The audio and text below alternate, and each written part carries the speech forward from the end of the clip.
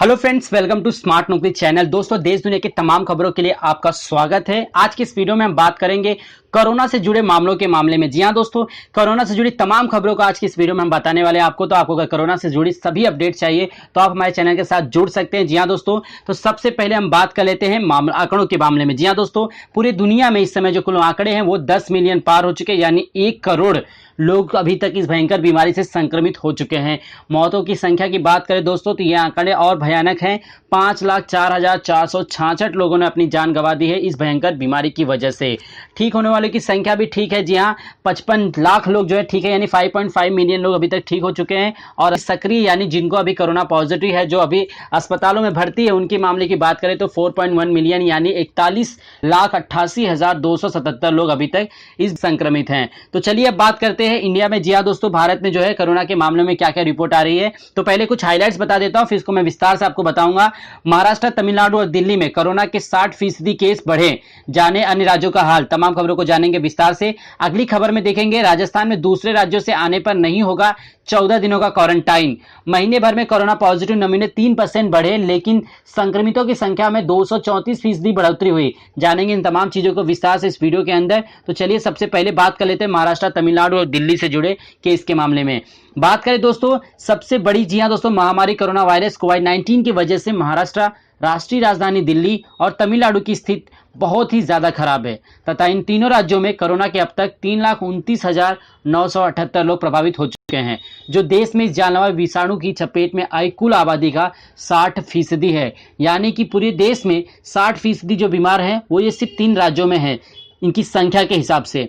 महाराष्ट्र में जहां कोविड-19 से 1,64,626 लोग संक्रमित हुए हैं, वहीं दिल्ली में अब तक 83,077 लोग इस भयंकर बीमारी से संक्रमित हो चुके हैं। बात करें तमिलनाडु में तो वहां पर भी आंकड़े जो है 82,275 लोग जो इसकी चपेट में आ चुके हैं। केंद्रीय स्वास्थ्य मंत्रालय की ओर से सोमवार को जारी किए गए आंकड़ों के अनुसार देश में पिछले 24 घंटों में कोरोना वायरस के 19,459 नए मामले दर्ज किए हैं, जिसके बाद कुल संक्रमितों की संख्या बढ़कर 5,48,318 हो गई है। भारत में दोस्तों प्रतिदिन जितनी संख्या बढ़ रही है, यानी पहले 8,000, 6 से 12,000, 13,000, अब 19,459 मामले जो आए, ये सब रिकॉर्ड बनते जा रहे हैं। और एक नई रिपोर्ट के अनुसार ये बताया जा रहा है कि आने वाले नवंबर महीने तक भारत में कोरोना वायरस जो है अपनी चरम सीमा पर होगा। सरकार इस पे जो है नियंत्रण लाने में पूरी तरह से फेल हो रही है।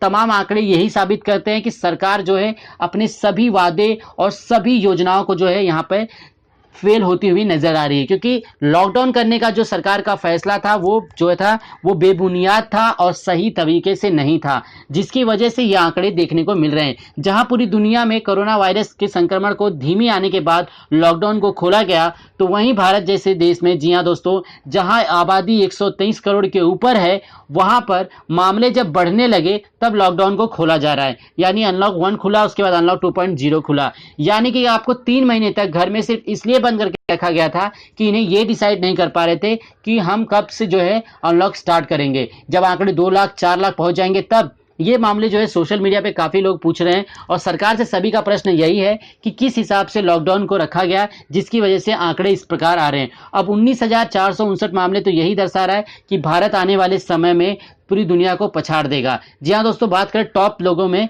यानी कि संक्रमण की संख्या बढ़ने के मामलों में भारत अभी तीसरे स्थान पे है, जबकि लॉकडाउन के समय भारत जो है ये आंकड़े बहुत ही अच्छी स्थिति में थे, यानी कम से कम हम 24वें 25वें नंबर पे आते थे। लेकिन अब ब्राजील, अमेरिका के बाद इंडिया का नंबर आता है, और जिस हिसाब से अमेरिका ने अब कंट्रोल करना स्टार्ट कर दिया है अपने मामलों पर, उसी हिसाब से बात करें इंडिया में तो इंडिया में दिन प्रतिदिन ये संख्या बढ़ती जा रही है। जी हाँ, पहले 16,000 से 18,000, 19,000, 20,000, हो सकता है आने वाले समय में 20, 25, 50,000 में कन्वर्ट हो जाए, क्योंकि सरकार कहीं ना कहीं इस पे फेल होते हुए नजर आ रही है। कोरोना महामारी में सर्वाधिक प्रभावित महाराष्ट्र में पिछले 24 घंटे में 5,493 मामले दर्ज किए गए और 156 लोगों की मौत हुई। इसके साथ ही राज्य में संक्रमितों की संख्या बढ़ाकर 1,64,626 हो चुकी है।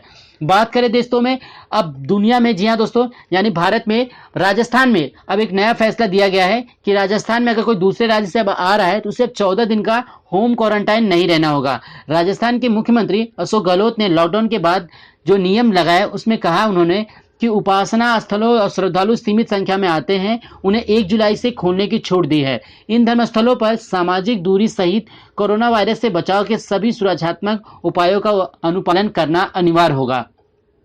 मुख्यमंत्री ने देश के विभिन्न हिस्सों से राजस्थान आने वाले व्यक्तियों के लिए 14 दिन के होम क्वारंटाइन की अनिवार्यता को हटाने के निर्देश भी दिए हैं। गहलोत ने रविवार को कोरोना संक्रमण की स्थिति की समीक्षा की बैठक की और उन्होंने यह निर्देश दिया है। यानी कि अगर आप किसी राज्य से दूसरे राज्य में जाना चाहते हैं तो आपके लिए एक अच्छी खबर यह है कि अब आपको 14 दिन का होम क्वारंटाइन होने की जरूरत नहीं है। तो चलते हैं दोस्तों अपनी अगली खबर की तरफ। जी हाँ दोस्तों, नई रिसर्च बंद जगहों पर कोरोना वायरस के संक्रमण का सबसे ज्यादा खतरा है। जी हाँ दोस्तों, जो ताजा रिपोर्ट आ रही है जिसके अनुसार बताया जा रहा है कि जो भी जगहें बंद है, यानी कि जहां पर लोग नहीं जा रहे हैं, आना जाना बंद हो चुका है, जैसे खुले में मत घूमिए, घरों में बंद रहिए, बाहर घूमने पर कोरोना वायरस का अधिक खतरा है। अगर आप ऐसा सोचते हैं तो गलत सोचते हैं। दरअसल बंद जगहों पर कोरोना संक्रमण का खतरा अधिक है। यह वायरस अधिक समय तक रह सकता है, जबकि खुले स्थानों पर यह खतरा कम है।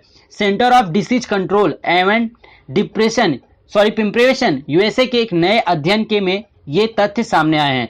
सीडीएस यूएस के एक नए अध्ययन में कई भ्रांतियों को दूर किया गया है, जबकि खतरों से भी सावधान रहने को कहा गया है। अध्ययन के मुताबिक सरफेस यानी सतह से वायरस फैलने का खतरा बहुत कम है।